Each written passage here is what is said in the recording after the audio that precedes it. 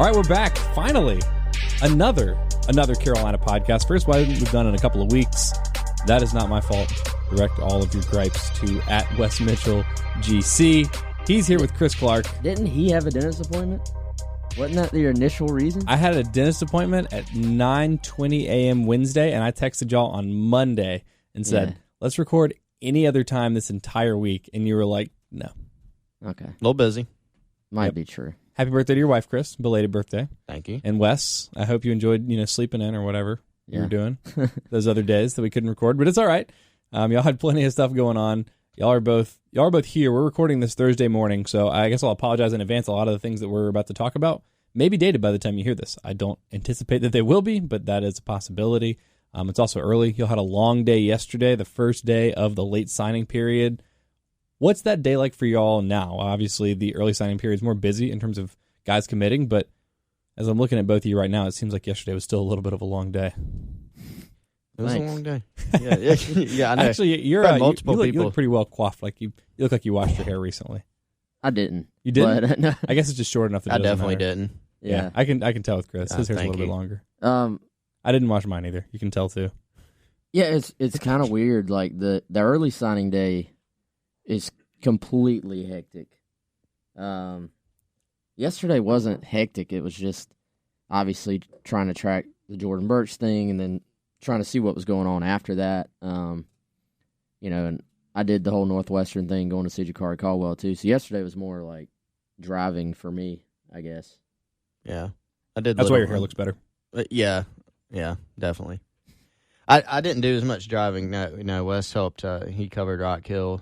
I stayed back.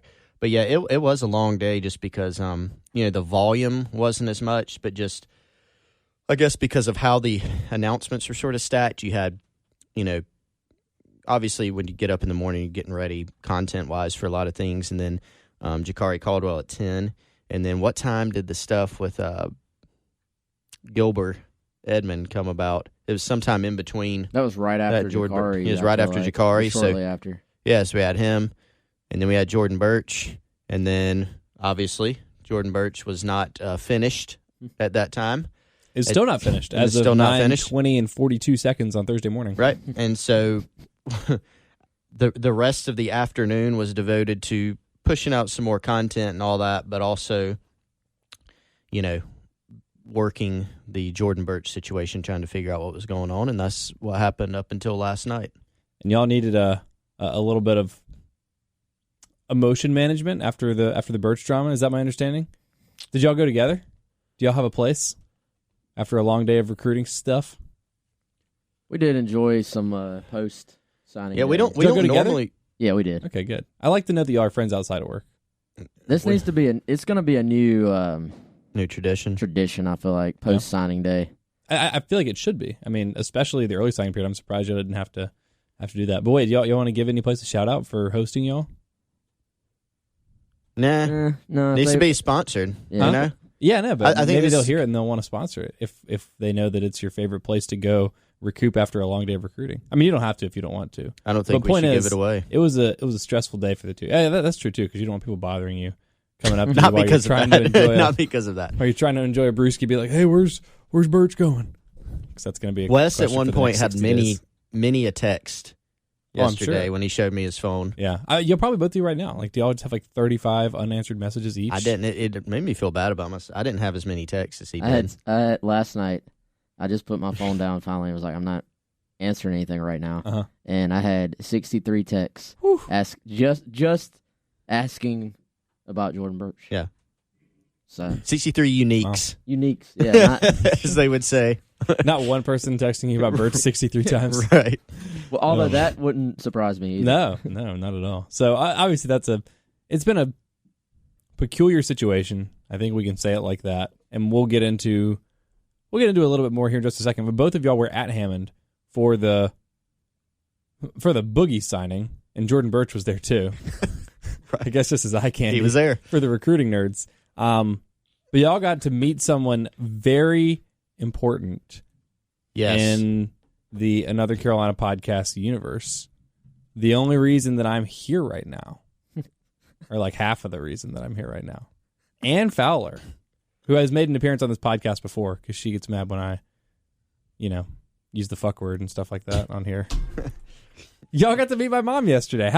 Y'all didn't recognize her? Did she just pick y'all out because y'all were wearing Gamecock Central stuff?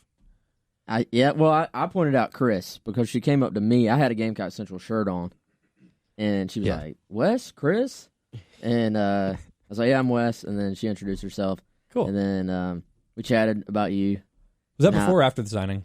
That was after. Okay. Chatted about you and how you have a dirty mouth and how you're opinionated, and then I pointed her to where Chris was, and she went and talked to him as well. Cool. Yes, I enjoyed meeting her. She's a very nice lady.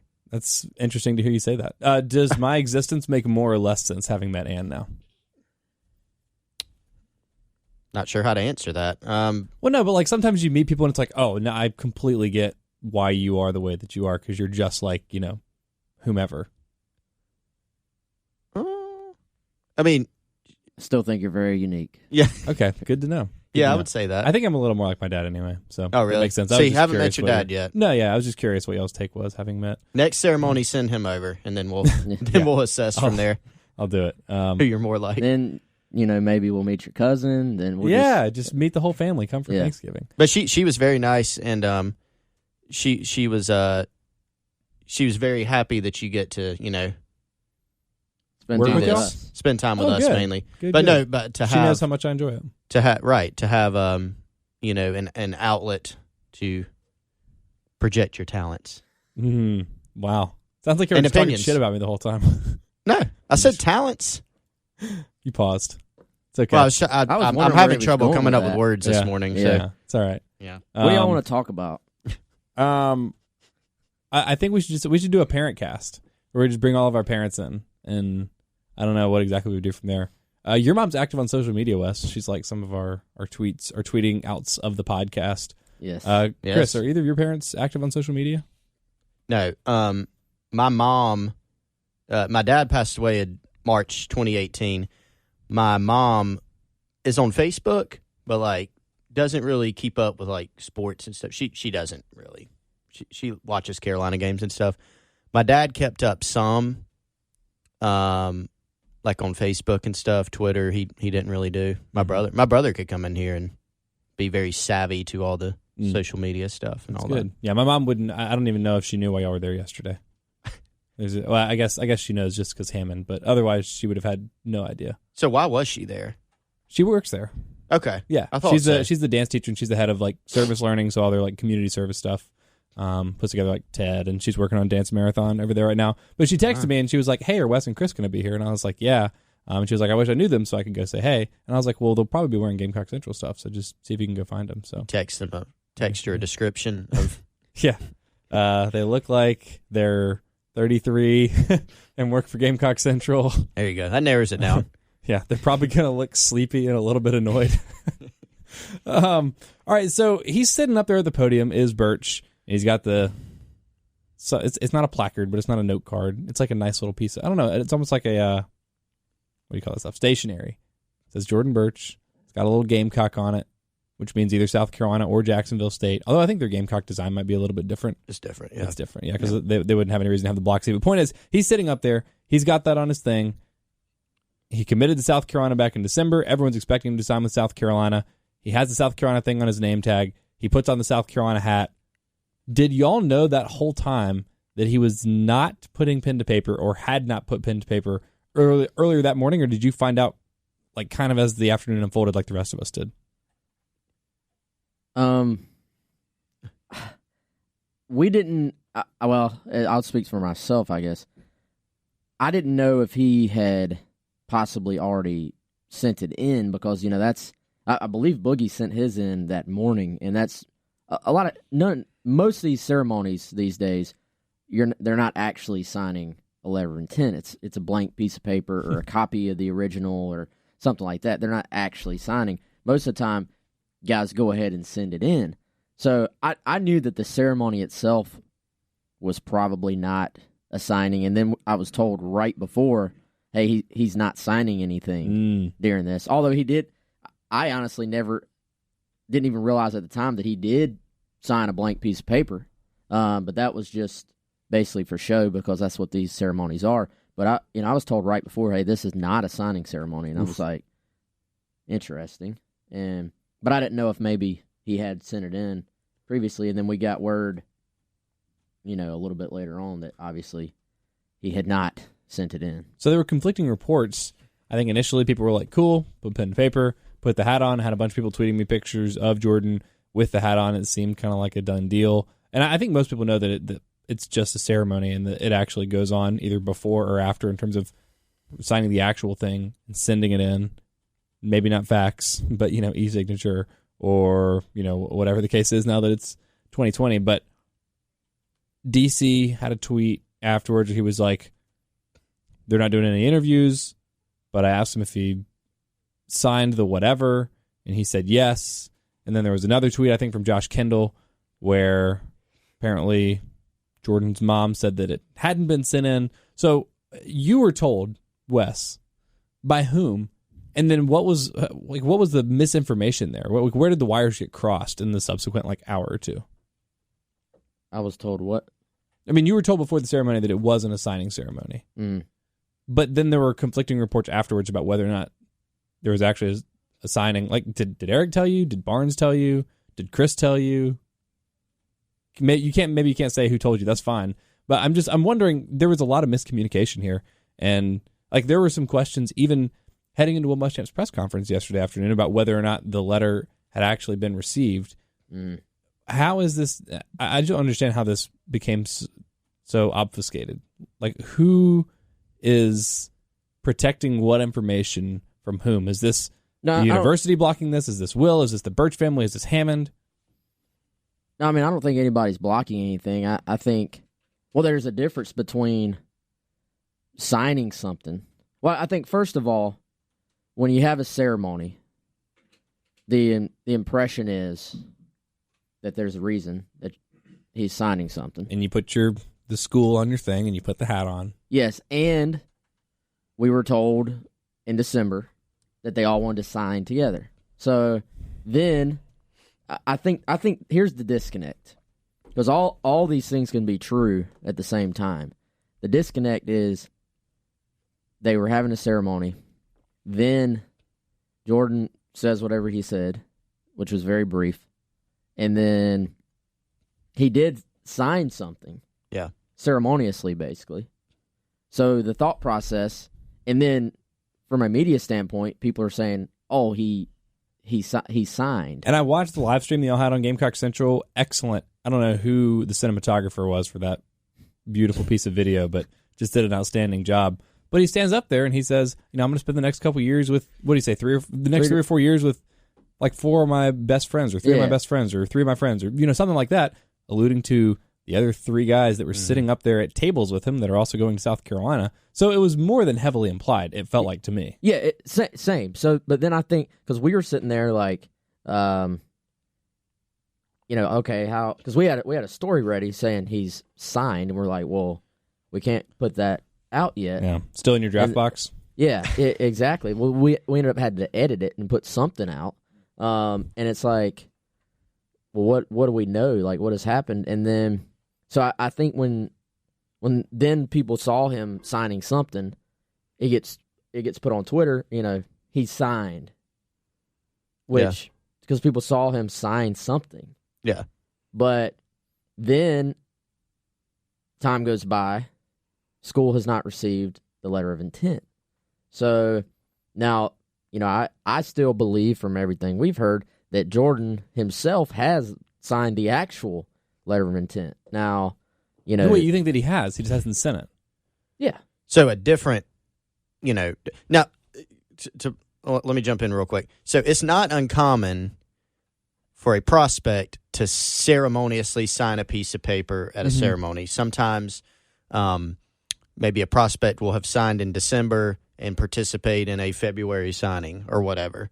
Sometimes, that they've sent in the letter that morning because they or the school or both want to get the letter in early, so it's done. It's like graduating early and then walking in May or something. Right. So you have, you may send in the letter at 8 a.m., but your school ceremony is at 3, And so you do sort of a photo op. So, I did see one document that looked sort of official circulating yesterday that was not for Jordan. It was for another prospect. I think it may have even been Jackson's paperwork, whatever he signs. I saw something like that. Was it from earlier? Did he sign it just then? I don't know. Another prospect that was there had already signed in December, right? Didn't we hear that? Somebody had signed in December, but just sort of kept it quiet, and now participated in this so that they could all sign together. So the school already had the school that he signed with whom he signed had already had his paperwork, and then he just didn't make it official until yesterday. And you could do that either in December or for the February period. So the point is, what Jordan did yesterday, signing for show or whatever, is not uncommon. So I think the uncommon thing about this one is that we've now had 2 signing day ceremonies, or whatever you want to call it, an announcement and then a ceremony, and then we've had 2 signing day press conferences for Will Muschamp, and it's still not officially done. That's sort of that's the uncommon thing. Not that, the semantics about him signing. And I think it's safe to say the letter of intent was expected to be in, and then it just didn't. I don't think anybody I think probably some people, or not even probably, people went into that day knowing, all right, it's not a done deal that this letter is going in today, right? Yeah. I mean, everybody knew that was a possibility because of how this one has gone. But I think people thought, okay, I guess maybe hopefully it'll get done or it should get done. But nobody knew. And we heard some of that before the ceremony, right? I mean, that, hey, we'll have to see, if the letter gets in or not. And then it didn't. So. And you were finding out, did you find out at the same time as Wes? Did you find out in the aftermath like everybody else? Yeah, pretty much, I guess. Well, and here's the thing. It's happening in real time. So, and because it's literally completely unpredictable, the letter of intent is not in until it's in. Like we're sitting there waiting on the press conference to start, and we're like, well, maybe it came in 5 minutes before. Yeah, So I was doing the press conference live for 107.5, and I put the headset on, a couple minutes before he throws it to me, and he's like, "Oh, it sounds like maybe the letter has come in the last 5 minutes," and I was like, if it has, like if the letter has come in since I put this headset on and blocked out the outside world, I would have no idea. But like when I put this on, the people sitting next to me in the press conference room were like, how has this not happened? And it wasn't until Will Muschamp said, we're really excited about the 4 guys we signed today. I was like, okay, cool. I guess they still don't have the paperwork. But it's odd that it's so ambiguous because it seems like it would be really cut and dry. USC, do you have the paperwork? No. Got it. Boom. But like I said, it's the weirdest part about this is all the misinformation. And not even like misinformation, but nobody knew. But South Carolina can't comment. They can't say we haven't received. They can't really comment at all. They couldn't say like we have received 4 letters of intent today or anything like that. Well, that's what they did. Yeah. I guess once Will got to the podium, but it was just weird that there was like that 4-hour window, essentially 3.5-hour window, where nobody was 100% sure what was happening or what was going to happen. And I guess people were still in limbo. Even that is actually pretty common because you have, there's always the chance that, we've seen it happen before. A guy has a ceremony and then there's a delay between the letter of intent getting in. Oh, yeah. And didn't that happen with Clowney? Sometimes, because he signed on signing day and then wanted to wait until his birthday. No, he signed on February 14th. Yeah, he actually. Signed on his birthday. Yeah. Okay. Did he announce on? I feel like I remember there being some kind of delay there. Well, he announced and signed on the 14th. Okay, all right, of February. But yeah, it's like the sometimes it's just as simple as like one piece of paper didn't get sent in, basically. Well, that's why I asked Chris. We had Chris on the halftime show yesterday, and I was like, how many stories have you heard of just like guys sending faxes to the wrong places or, basically paperwork just getting lost in the shuffle like that? And I didn't know if that was a possibility in terms of what happened yesterday, but it doesn't sound like it. No. Even and yesterday, like Gilbert Edmond came in, we all got a notification like right before Muschamp walked in and thought maybe it was going to be Jordan, and it was Gilbert Edmond, and he had signed earlier in the day. Yeah, it's just this one. Everybody's paying way more attention to the gap in between. Oh yeah, but South Carolina wasn't. When there's a 5-hour gap between or whatever 3-hour gap between Edmond announcing and signing, they're not giving updates like, hey, we still haven't received Edmond. We still haven't received Edmond. You know, it's just, we're sitting there saying, okay, mate, you know, they're probably working on this, and I'm sure they were wanting to get it done before the press conference. Mm-hmm. So, and then even if you get it done 2 minutes before, then it was a non-story that it wasn't in yet. You know, it's we were just working through it. Mm-hmm. But so I think if you're South Carolina, you're waiting, like you're delaying. But then, I mean, there's just not much. There's not at that point. There's not much Muschamp can do because he can't comment, you know, directly on it at all. So he just has to stand up there and talk about the other guys. Which, if you know, y'all remember, it's the same thing during the initial one. Mm-hmm. Is that you're sitting there saying, you know, is it in yet? And then he obviously couldn't comment. So it's weird. I've honestly never followed one like this. I think Chris would probably agree as well, as he shakes his head over there. But yeah, so it's crazy. It's weird because this has obviously been a ton of drama. But I think it was you, Chris, had the Thursday morning update on Burch up on GamecockCentral.com right now, and you said, you know, he's not a dramatic kid, and we talked about this through his entire recruitment leading up to signing day back in December. We were like, it's not like he's been, you know, vocally in support of one school and then switching his commitment, flip-flopping, anything like that. He just kept it close to the vest. He didn't say anything. He committed to South Carolina. There was very little fanfare. And, you know, even this time around, like, he went to LSU, but it's not like he said anything. It's not like he said, I'm reopening my recruitment or anything like that. It's fascinating that someone that says so little can stir up so much drama. Well, there's a couple components to it. So one, yeah, Jordan, none of this is like his doing. You know, there are kids in recruiting that stir up drama. I've had recruits, you know, I had one recruit several years ago, highly rated guy, tell me that he was going to put out a top 5 and he was going to put it out in the opposite order of what it actually was. So it was a top 5. The school that was listed as number 5 was actually number 1, so on and so forth. Right? So that is, now, is that like the worst thing in the world? No, not to me. But it's just needlessly complicated. Right. So he did that just to have some fun, whatever. Which, I mean, you can do if you want. Yeah. It might drive people crazy, but... So that's a little bit of drama. Or, you know, there was a kid at a signing day press, an announcement. I don't know if it was on signing day. I think it was. I can't even remember who it was, where he ended up going. But he had on like 3 or 4 shirts. So he opened one. Everybody thought it was that school. He took that one off. He took that one off. There were like 3 or 4 different shirts. And then underneath all of them was a tattoo on his chest. That's a little dramatic. Yeah. You know? So, or just doing other things, you know, like a prospect himself lying to a bunch of schools. All right, so those things happen. None of those have happened with Jordan. None of them. So you've got that. Then when a kid is more quiet, it tends to stir up more speculation.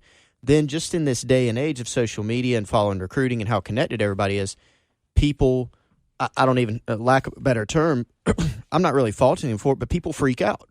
You know, when Jordan took that late visit to Georgia, he's gone.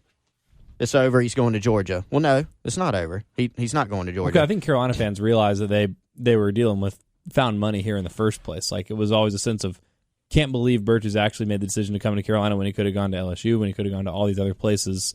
And so just like, oh, well, you know, I was always expecting that's kind of the emotional hedge of it all. So I think it was probably easier for them to believe that there was going to be a late flip, just based on the fact that it never felt like Carolina really deserved to get Burch after going 4-8 this season. Well, I mean, it's, you know, and part of this one's unique, so I don't even want to lump it into this category, but things similar to this happen more when you're dealing with big-time recruits. Mm-hmm. If you play in that sandbox, you're going to lose some guys. You're going to, you know, it happens just about everywhere. This one's even unique from you know, this one's unique even from a lot of those. But yeah, the point I just want to drive home is that Jordan Burch is not, I've had people message me, I've seen a lot on social media, on our message boards, etc., about Jordan is creating this drama, Jordan is doing this and that. He's not. I think he's comfortable with the decision. It seems like everybody's comfortable with the decision, like everybody, which makes this delay more confusing. And it's hard to explain. It's hard to sort of give the rhyme or reason behind it. Nobody really understands it. And so I sense that people are getting even a little frustrated from us about not being able to pass on exactly why this is happening. It's not really a good answer to it. It's just, when you turn in a letter, it's done. And the reality is you have from yesterday, which was the start of the signing period, until April 1st. It's 60 days. Yeah. It's the national signing period, not necessarily just National Signing Day. Also, worth pointing out, well, not even pointing out, let me ask you, because I heard this yesterday, and I want to fact check it with you two gurus. Is it true that you don't even need to sign a letter of intent? You don't have to.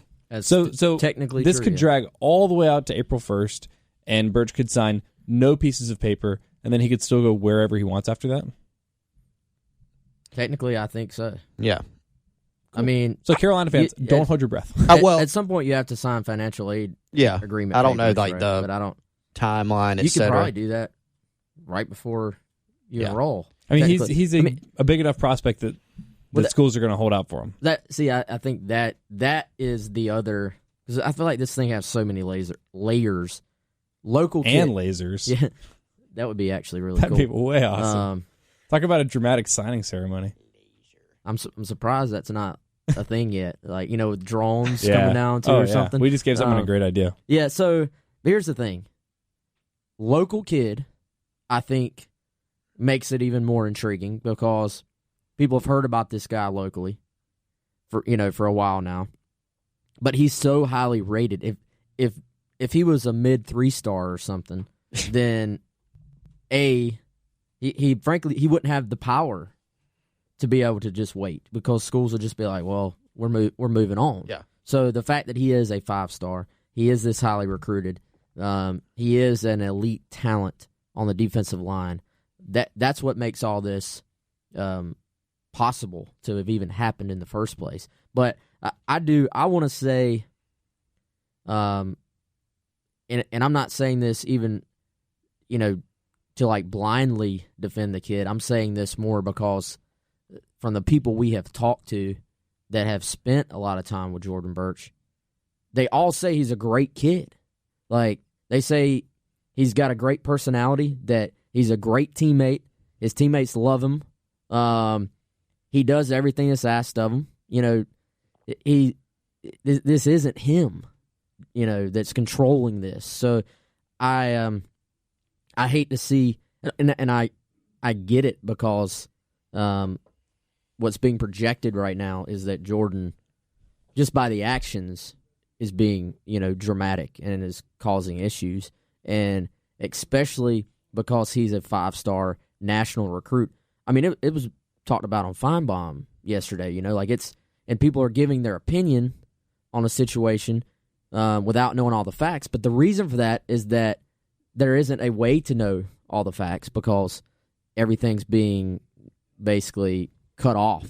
Yeah, so insulated. Insulated, yeah, there's a good word. But I think it's worth saying, as we now hit like our 20th minute of talking about Jordan That's what Burch. Pearson said. He allotted 20 minutes for it. It's been a little more than that, which is fine, because there are so many angles to talk about this, especially when you factor in, like you said, there's 60 days for this to happen, and it doesn't even have to happen. So but should we expect? In summary, great kid, and I'm going to answer your question before you ask it. We don't know when, but I think it could get resolved today. I think that's the best. It also case could have gotten resolved yesterday. It also could have gotten resolved in December. Oh yeah, it could have. If I let's just, I have a gun. I'm telling you right now, I have a gun. It's not a hypothetical. I have a gun with me. I'm going to kill both of you. Pretty if extreme. you're wrong, you have to tell me.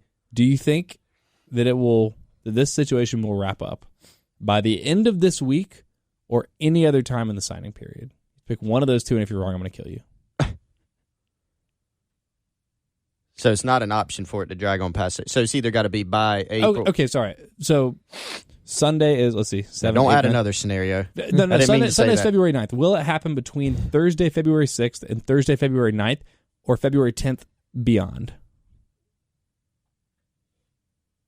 You said February 9th. Sunday. Did you mean? Oh, okay. Between Thursday and Sunday. Yeah, between Today today and this Sunday. morning we're recording, and Sunday, the end of the week, because the week starts on Monday. Or and will it everyone- just be sometime later in Yeah, March? or April, or May, or June, or July, or maybe he'll go to the Canadian Football League. Or the XFL. They don't have an age requirement. Yeah, that's true. He can go play for the Tampa Bay Vipers with Tanner McAvoy. Is he on? Yeah. Sweet. Yeah, he and Aaron Murray. Wow. I know. Shout out to G.A. Mangus, too, by the way. He's with the There you go. New York Oh, really? team. Yeah, coaching quarterback. That's cool. You go first, Wes. No, You're on the clock. I'm going to go out on the limb and say this thing is finally over within a week. Okay, oh, well, that's not the question, But Wesley. But I'm going to make my own rule. But okay, I'll say yes. I think it's over by then. By Sunday. By Yes. Sunday, February 9th. Wes Mitchell is reporting it here. Yes. The letter will be in by Sunday. I mean, what do you think? Complete guess. I'm putting up a frankly. story that Wes said that, so I can't answer. Complete guess. But I mean, are we talking like that's maybe minus 120, and after Sunday is like plus 120? Too many layers. So, Okay.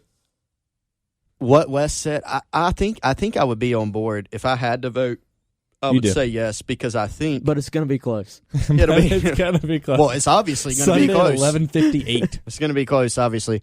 So I think that No, keep saying yes, and there's no yes. There's two options. You mean this week by February 9th yeah, at 11:59 yeah. p.m. and that honestly that goes against the grain of how the entire thing has gone. Right. But my thinking in saying that is that somehow, some way, I don't know how, that something is going to get through somehow. Something is going to get through somehow. That To that is the best summary of this What a entire thing. hedge. because there's not going to be a forcing of a hand. Like one thing that keeps coming up is that And the passive our voice, coaches, Chris, you're a writer. Our Not coach- so much passive voice. our coaches should just make them sign it. Number one, you can't do that. Number two, that's a bad idea. We're not going to go down that rabbit hole as to why, but that's a bad idea. So you just got to wait it out. And so, yeah, the way this thing has gone, probably the smarter answer would be it's probably going to go as long as it possibly can.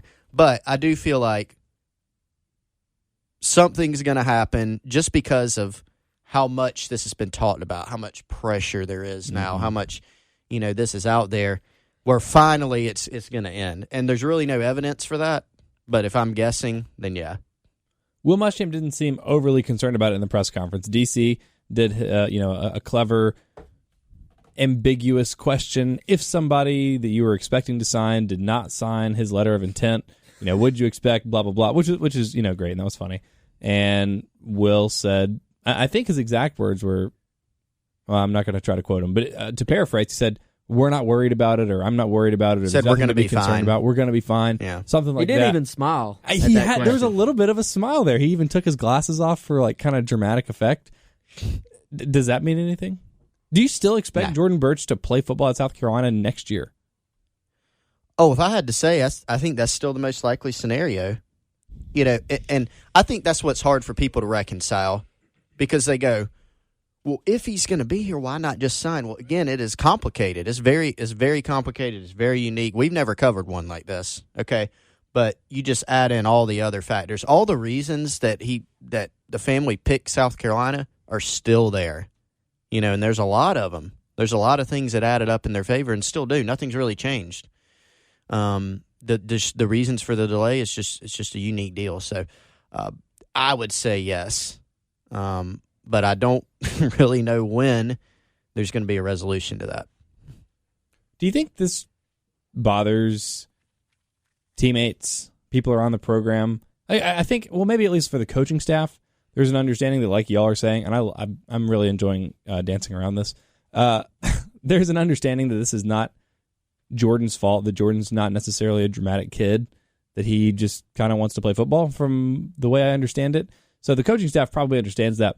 For the rest of the guys in the class, I mean, at what point does this reach a point of like it's causing so much drama that it's maybe going to be an issue in the locker room, if at all? I'm just playing out worst case scenarios here.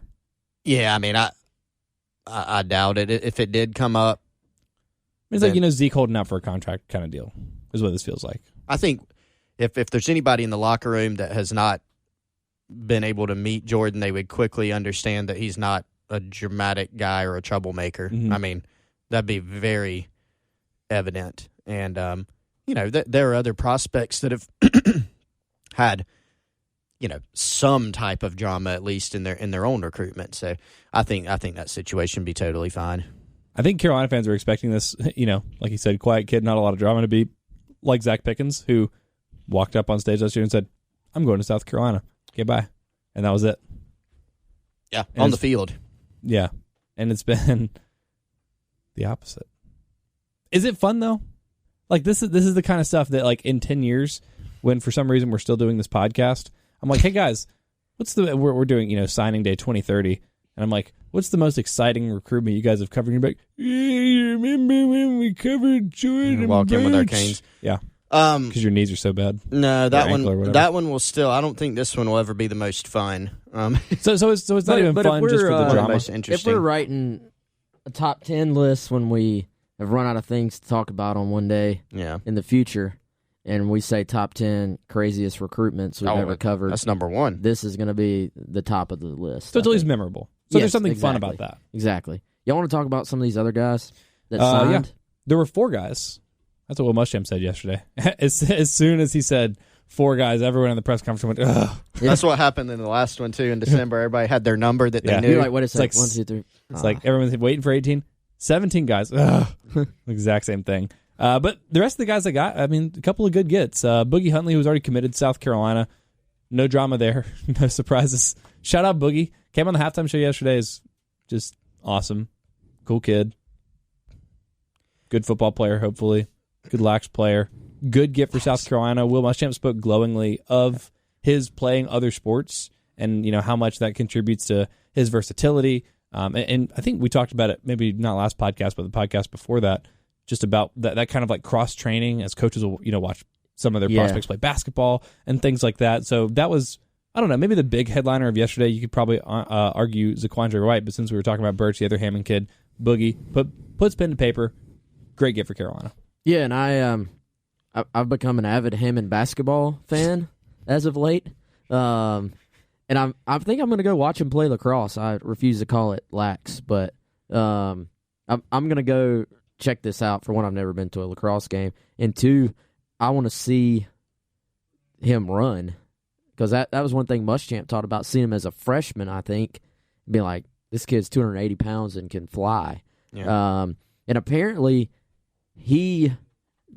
from Boogie himself, he may be a better lacrosse player than he even is a football player. Ooh. So I'd like to see that. But yeah, great kid. He, a student body president there at Hammond, has sort of, I think, a very goal oriented kid. Like he's had it like in his head. This is what he wants to do as far as play college football. Here's a plan to get there. He's worked that plan from a very detail-oriented standpoint, and I was happy for him. He seemed laid back, completely just content with his decision. Family is great, and I think Boogie's got a bright future, man. But I think it's just as much about him as a kid and as a person as it is him, as a player. Don't get me wrong, I think he's a good player too, but I think he's a great locker room guy to have, probably a future leader within the program. Yeah, probably a team captain type. And, we talk about good kids and stuff like that a lot, and, that's great. You do want to have good kids on your team, but you also got to have talented kids, and he's both, so I think they're getting the best of both worlds in that. He's a guy that's never going to cause any issues, very mature, humble guy. And you're never going to have any work ethic problems with him. He's got, I think in some ways, probably been overshadowed by Jordan, with him being a 5-star guy. But if Jordan wasn't at Hammond, I mean, Alex would be a really good get. He had a bunch of offers.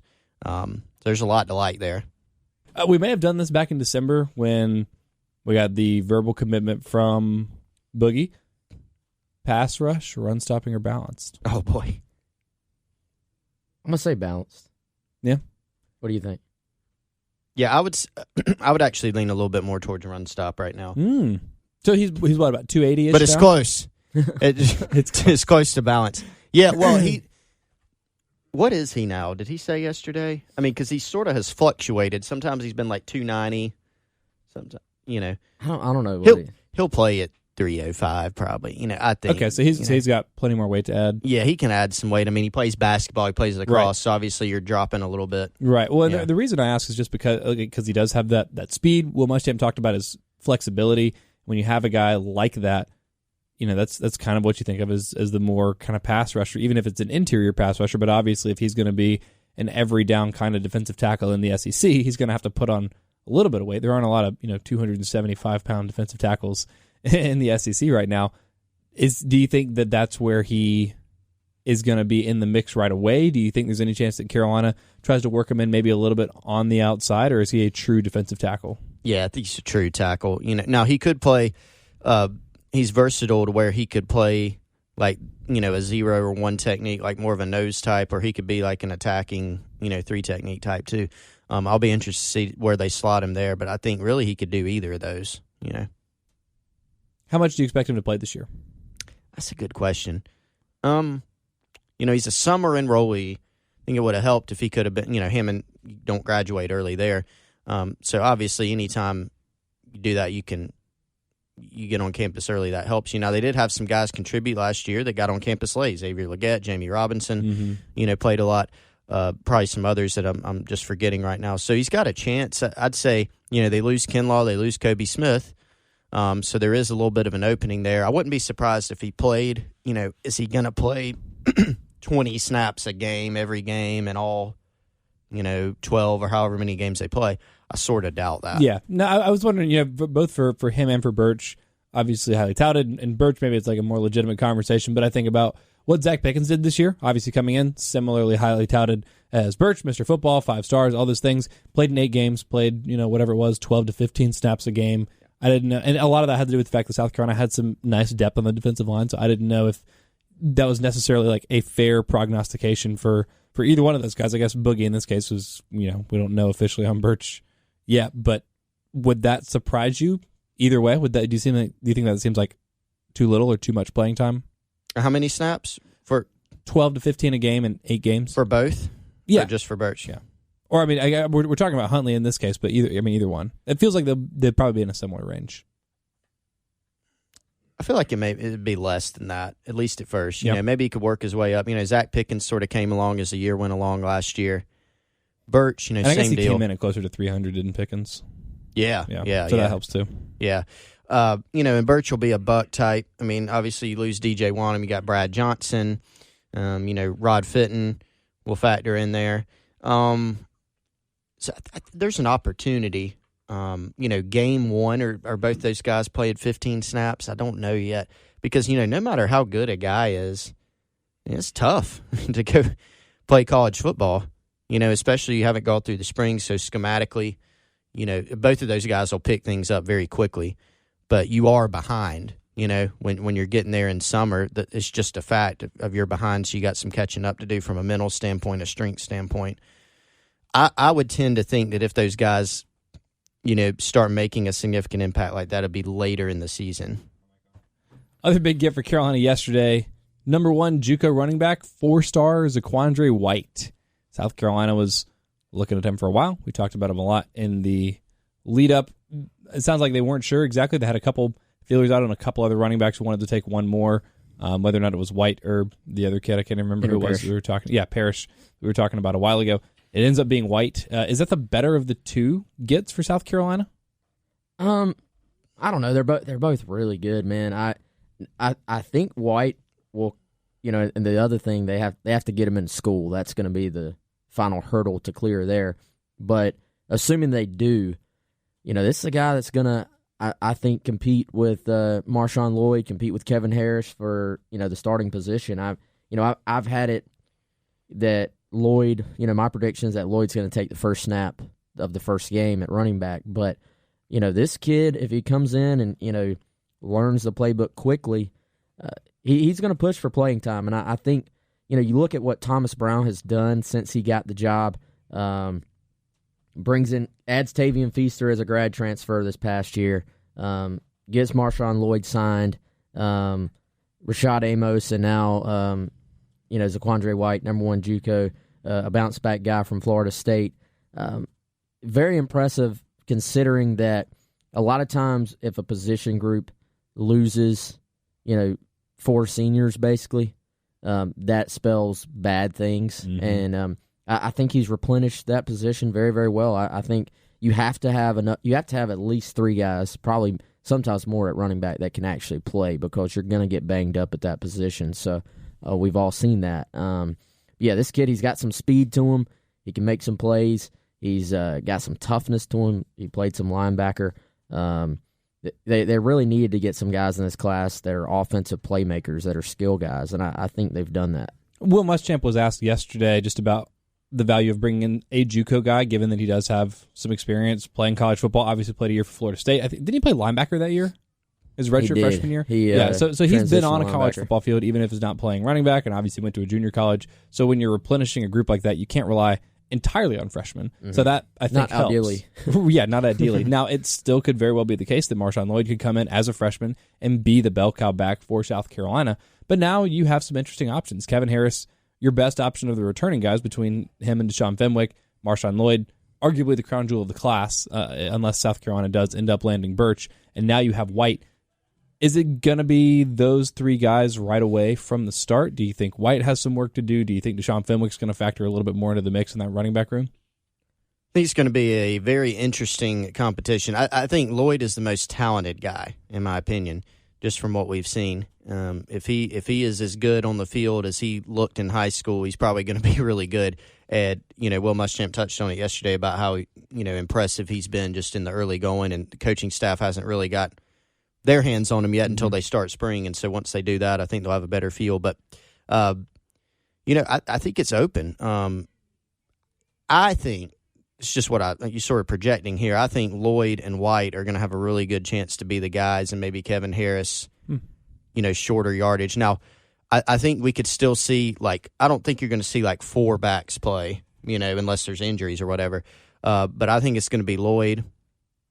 I think White is a guy that's not going to be as much of an every down back. Probably going to be more of a speed sweep guy. So he's in space. On the speed end of speed power balance. Yeah, and he's not like Tyreek Hill fast or anything like that, but he's more of that type. But Kevin Harris showed some good things last year. Jarvis Giles. Deshaun Fenwick has shown something. He's just been inconsistent. So he'll have every chance. Rashad Amos, I'm more leaning towards he's going to redshirt just because, and that's not a bad thing. Redshirt's not a bad word, as Muschamp said yesterday. I just think the others are going to be a little bit more ahead of him at this point, whether it's experience in junior college, experience on the roster, or a little bit more talent right now. Another get that feels like an increasingly big get for South Carolina, Jakari Caldwell. Wes, you mentioned you were up there at, was it Northwestern, Northeastern, North something in Rock Hill, right? Northwestern. Northwestern. DC is on the phone to cuss you out right now. Huh? Why? Oh, is that where he went? Of course. I didn't know that. Dude, he can't, shout out DC, but Cloninger cannot go 30 minutes without telling you that he's from Rock Hill. So, I knew he was from Rock Hill. I guess I didn't know that he went to Northwestern. Yeah, he's a Northwestern guy. But Jakari. It was between Carolina and Tennessee. Yes. Those are the head-to-head recruiting matchup that South Carolina needs to win, especially given that Tennessee wiped Carolina off the field a couple of months ago, embarrassed them up in Knoxville. That's a good get, and this is a guy whose stock seems to be rising by the day. Yeah, and he's a kid that sort of just blew up in December, and went from, he went from being a college player, like he was going to play college ball. It's not like he was completely unknown, was committed to East Carolina, but once his senior year film sort of got out there, it exploded for him, and Northwestern finally was able to sort of get him the football this past year, and guys are like, okay, this kid's 6'4", 190 pounds, good hands, he can actually run, he's got some speed on the top end. Oh, and he's qualified and is a great kid, too. They're like, what are we waiting on? So then it went from, some group of 5 schools to heavy, just, right off the bat. I think South Carolina, Baylor, Tennessee, NC State, Wake Forest, a bunch of ACCs offer. And, next thing he knows, he's got a big decision on his hands. So he pushed it to February, which I think was the right call given how quickly it was happening. Took 2 visits then, took 2 visits after the little break, and then very just unceremoniously said, I'm going to South Carolina yesterday, and that was that. But I think, again, great kid, good work ethic. You talk to the guys at Northwestern, they all rave about him.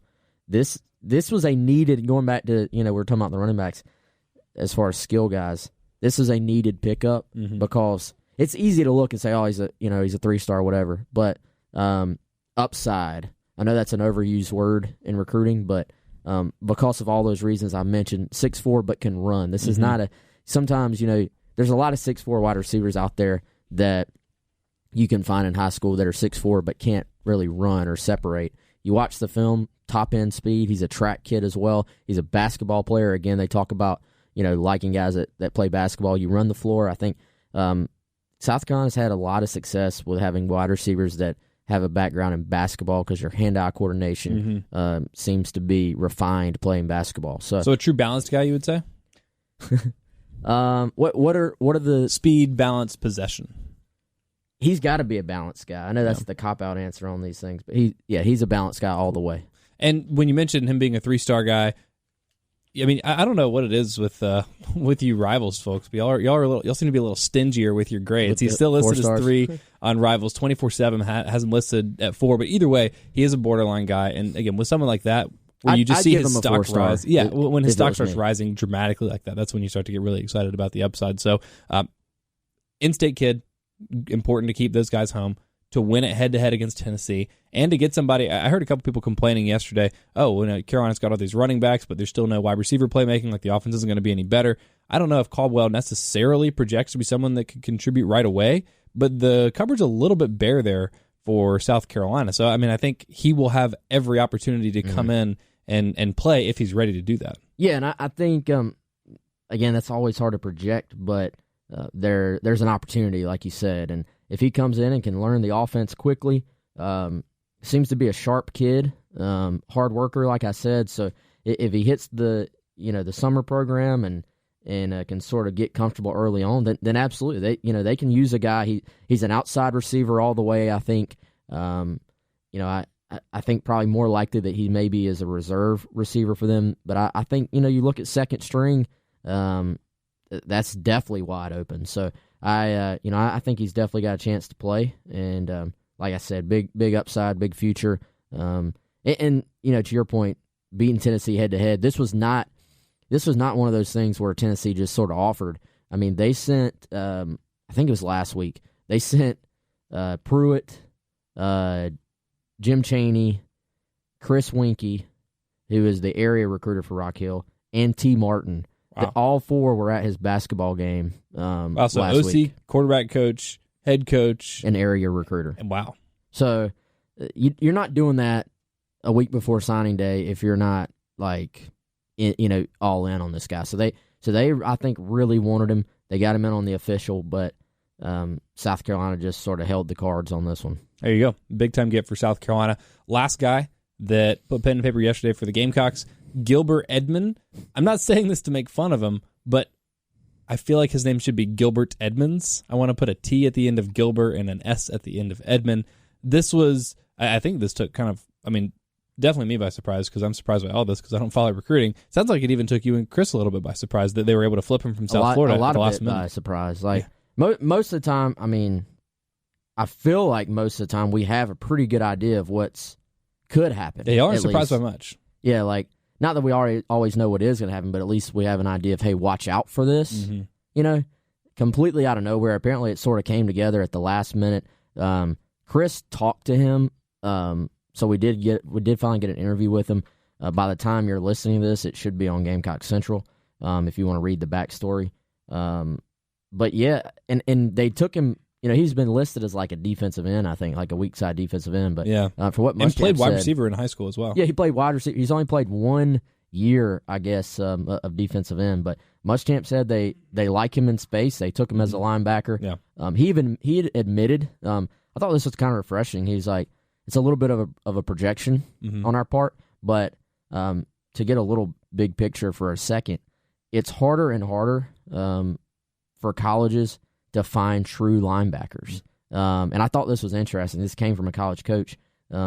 Last year, he said the guys that played linebacker 10 years ago, the high school coaches, because everybody is spread offense, everybody is, nobody's in, 2 running back formations with a tight end running the football down your throat. Those guys that used to be your true linebackers, now schools are just putting them at defensive end and saying, go rush the passer, trying to get speed on the edge. So they're not used to playing in space, reading gaps, doing all the things, diagnosing plays, doing all the things you have to do to play linebacker. Coverage, you don't have to do a lot of that playing defensive end. So you actually have to project either safeties that you can put weight on or quote-unquote defensive ends in high school but that are linebacker size, and you move them back from defensive end. So that's a huge projection, and there's a learning curve there. So that's why people talk a lot about linebacker recruiting with South Carolina. Well, it's not an excuse, but that's just sort of the way it is right now, is that it's hard to find good, true, traditional linebackers. And so, Muschamp said, he's like, it's a little bit of a projection on our part, which sometimes, though, that works out, and they want another linebacker. He's an athletic kid, and they said, hey, let's roll the dice and go for it. Well, that makes sense, and that's really interesting. Obviously, Mo Kaba, the only other linebacker in the class. Will said they wanted another one, and I mean, it was good. This is one of those times where it's really nice that we have that press conference and get to hear from Will Muschamp. A lot of it's, kind of rote, and it's like, okay, I mean, you got to talk about these kids, whatever. Like, it's not bad, but you don't usually get a lot of new information. But when I saw this coming down, again, my first reaction was, how big a deal is this? This is a 3-star guy, but the rest of his offer list was like Central Michigan. He flipped from South Florida. Like, it's not like he was a highly sought-after kind of guy. Like, Florida State had interest, but I don't think ever even officially offered him. So that's you look at that and you're like, okay, what does that mean? And then you see he's a defensive end, and he's 210 pounds, and it's like, okay, maybe this guy will be, ready, like, playing size in, like, 3 years. Yeah. And then you find out, okay, well, they actually have a little bit of a different plan for him. And I think that's, when you look at a guy like that, when you're looking at probably recruiting someone and moving him to a new position, the fact that he's already made a switch, like, from one side of the ball to the other, probably helps, because it means he's probably a pretty intelligent kid. It's easier for him to pick those things up. Like, to go from wide receiver to defensive end, it's probably going to be a little bit easier transition, just in terms of, I guess, what he's doing on a down-in, down-out kind of basis, to go from defensive end to linebacker, and it maybe makes you a little more willing to take a chance on someone like that. And I would think playing wide receiver, at least being out there in space, having to cover ground as opposed to, short bursts, which is what he's doing at defensive end, some of that maybe lends itself to linebacker and probably speaks to his athleticism. If he can get out there and get open playing wide receiver, not that I've, seen him play wide receiver, I'm assuming some things there, but I think that speaks to it, and I think getting another linebacker clearly was a focus of theirs, or a need, and you just never know with recruiting, and South Florida really just got a guy stolen, I mean, from right under their noses at the last second. Carolina fans really enjoyed that with Jeff Scott obviously being down there. Felt a little more personal. And real quick, as we wrap up here, to your point about how linebacking in general changes in football, the two guys that South Carolina has signed in this class now are 6'3" and 6'4". And, like, those are the kinds of rangy guys that you need, because they're going to be in coverage a lot. It's a lot of, like, 2 linebacker looks, and you're basically a hybrid safety, half the time anyway, when other teams are going 5 wide. So and neither are close to 250 pounds. Right. It used to be that I feel like that was like almost the standard, like the Jasper Brinkley, like 250 pounds, could knock your head off, size, 6'1", 250, 6'2", 250. Carolina hadn't had a Jasper Brinkley, I think, since Jasper Brinkley. The only guy that reminds me even remotely of him, and I think he's significantly smaller, but was just a hard hitter, was Jonathan Walton. He was probably, 230, 235? Yeah, 235, I think. But yeah, you don't see it anymore. But I think Kaba probably one of the few, true, like, he is a true linebacker. So I think that helps.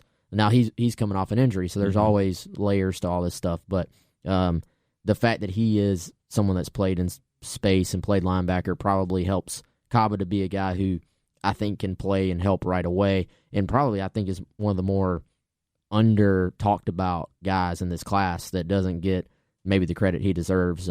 Edmond, I think anytime you're projecting, it's like wait and see.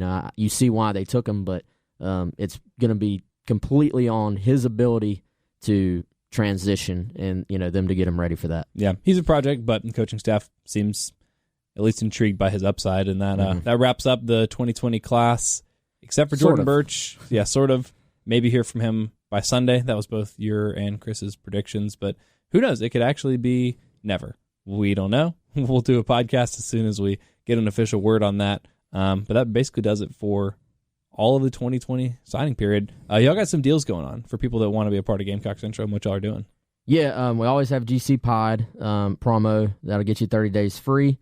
But if you already know you want to sign up, just put Gamecocks in the field there, the promo field there, and it'll get you 50% off. You can't combine those, though. So if you already know that you want to be on, go ahead and use Gamecocks and get your 50% off.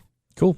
A lot of good stuff. And if you don't want to miss any of what's going on with Jordan Burch over the next couple days, Chris has a Jordan Burch update on the page right now. But you got to be a subscriber to read. Yes. So do that if you don't want to miss anything. If you don't want to be the last person that your friends are texting, oh my gosh, and you're like, what's going on? Because you're not subscribed to Gamecock Central, just go ahead and do it. Make your life a whole lot easier and a lot better if you want to be up to date on all that stuff. And this podcast we do for free because we're just very generous people like that. And if you want us to keep doing it, if you like it, want to give us feedback, rate, review, subscribe to the podcast, everything on the Gamecock Central Podcast Network. Colin Taylor and I rolling a couple times a week with the Hard Foul, talking a lot of Carolina basketball. We're going to do a pod tomorrow. He's driving back from Oxford right now. Plenty to talk about as Carolina got shellacked down there at the Pavilion. We'll be able to talk about that a little bit more tomorrow.